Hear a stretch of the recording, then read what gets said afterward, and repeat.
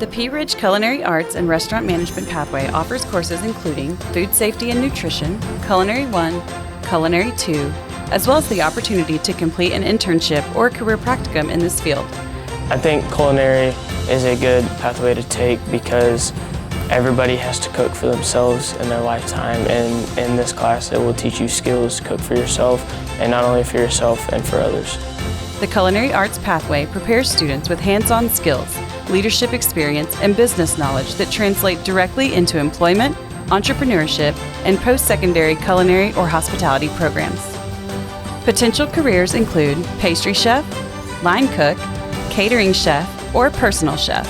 Also included are careers such as restaurant manager, food product developer, or restaurant owner.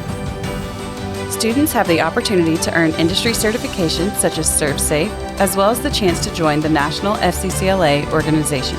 My favorite memory would probably be cooking the gingerbread houses that we did this year for our final.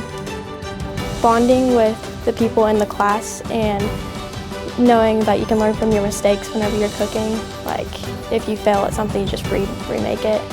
Students who complete 3 credits within the program guidelines will be identified as completers, recognized at an honors ceremony, and will receive a medal to wear at graduation.